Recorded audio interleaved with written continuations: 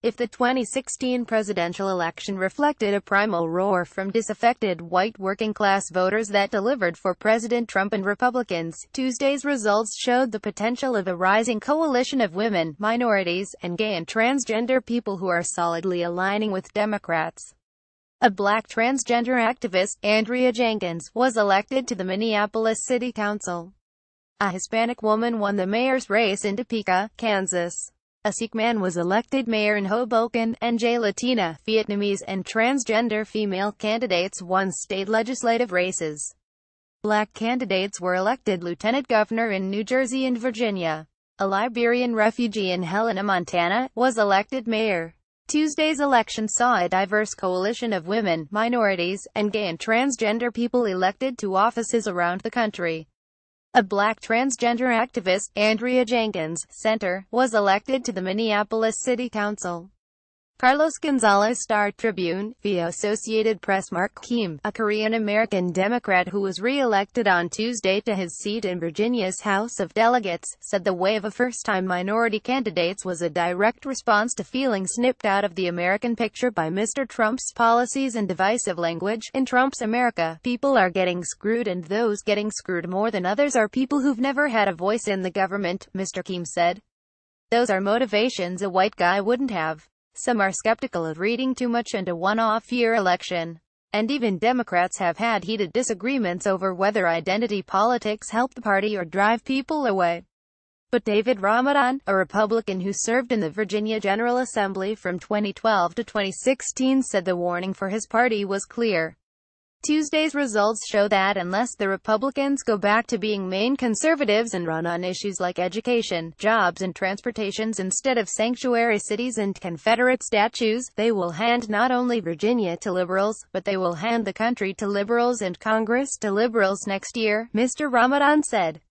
Danica Rome. Even before her election, Danica Rome drew national attention as a transgender woman running against a Republican who had introduced a bathroom bill in the Virginia legislature to bar transgender people from restrooms.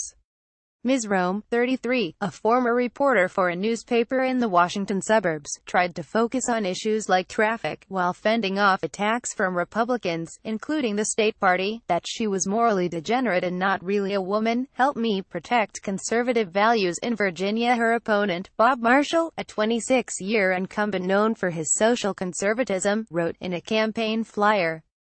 Ms. Rome, who came out in 2013, a year after beginning her transition to a woman, campaigned in a rainbow headscarf and will be the first openly transgender person in the country seated in a state legislature. She was born and still lives in Manassas, and is something of a policy nerd. She also sings in a heavy metal band, Cab Ride Home, which she said would be taking a hiatus while she focuses as a lawmaker on raising teacher pay, Medicaid expansion, and, a top issue in her suburban district, traffic congestion. Justin Fairfax. While Ralph S. Northam earned the top headlines for his surprisingly strong win over the Republican, Ed Gillespie, the victory by Justin Fairfax in the lieutenant governor's race also has long-term implications. Lt. Gov. Elect Justin Fairfax on Tuesday night in Fairfax, VA.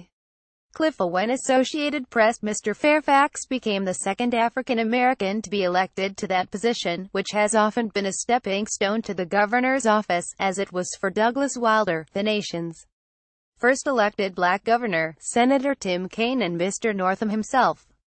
A former federal prosecutor and graduate of Duke University and Columbia Law School, Mr. Fairfax had never held elective office. His campaign had an upbeat feel, marked by television ads that showed him preparing peanut butter sandwiches for his young children before he drove them to school. Mr. Fairfax will instantly be seen as a top contender for governor in Virginia in 2021. Mr. Northam is limited to one, four-year term. Jenny Durkan, who will be Seattle's first openly lesbian mayor and its first female mayor since the 1920s, is a former United States attorney and a former member of the Teamsters Union. In Seattle, where socially liberal values and a labor union history are ingrained in the political culture, Ms. Durkan bragged to voters about working as baggage handler after college for a tiny airline in Alaska, where she was the only woman and learned how to fix a forklift. "That union job helped me pay for law school," she told voters. Jenny Durkan, left, will be Seattle's first openly lesbian mayor and its first female mayor since the 1920s.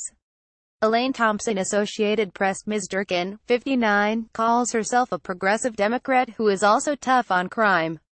She touted her experience as the United States Attorney, appointed by former President Barack Obama in 2009, where she became a specialist in cybercrime. But taking a page from Senator Bernie Sanders, she also promised 2 years of free community or technical tuition to all Seattle high school graduates.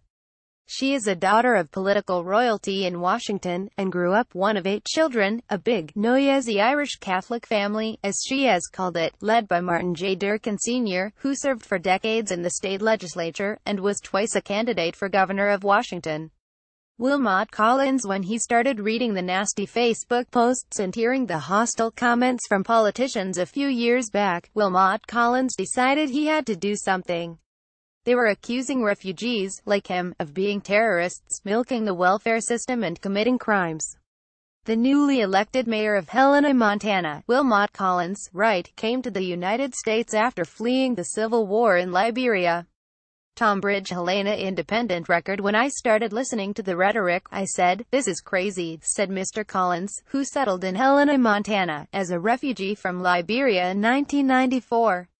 Here in Montana, we're fighting the notion that refugees are terrorists. Part of me wants to show them that, no, here's the face of a refugee. These are who refugees are. Here is my family. This is what refugees look like. We are not terrorists. On Tuesday night, Mr. Collins' efforts came circle when he was elected mayor of Helena, unseating the 16-year incumbent, James E. Smith. Mr. Collins is believed to be the second black person elected to serve as a mayor in Montana.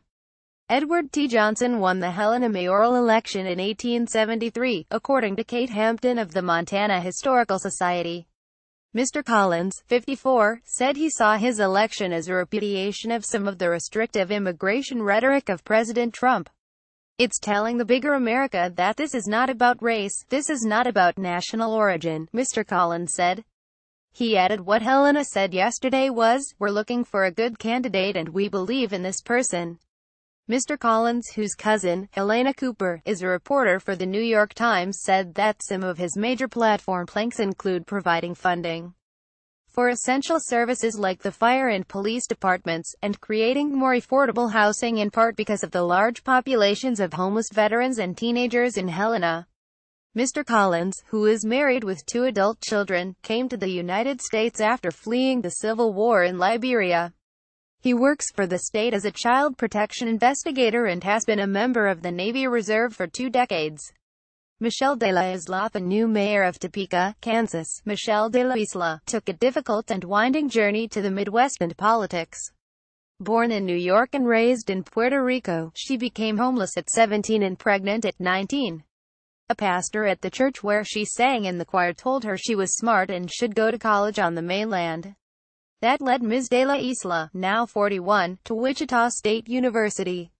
Michelle de la Isla, who was born in New York and grew up in Puerto Rico, learned she was the next mayor of Topeka, Kansas.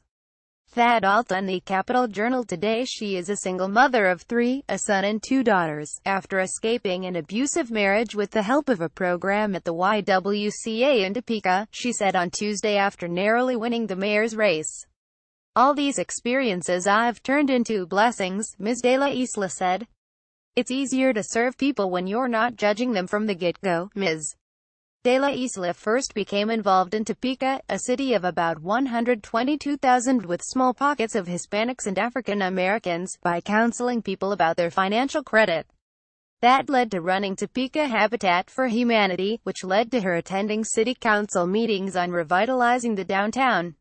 A councilman who was elected mayor suggested that she seek his seat, which she won 4 years ago. "I'll never forget having a conversation with my girls. My youngest said, 'If you get elected, you're showing me I can do anything,'" Ms. de la Isla said.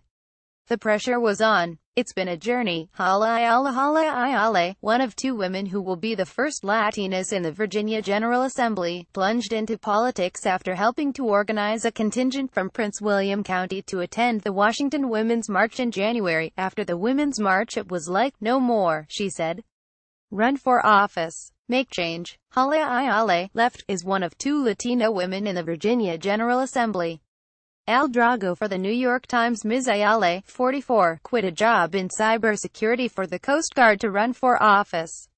The state party emphasized that she had a security clearance to rebuff Republican TV ads and mailers raising fears of illegal immigrants and crime.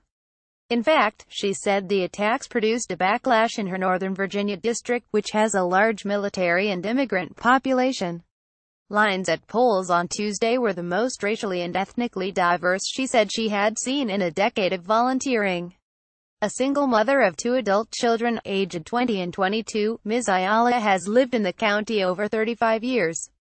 She said one voter, a father with a preschool daughter, told her he hoped she would inspire his daughter. Maybe one day she'll run for office, he said. Correction: November 8, 2017. An earlier version of this article, because of an editing error, misstated the gender of the new lieutenant governor of New Jersey.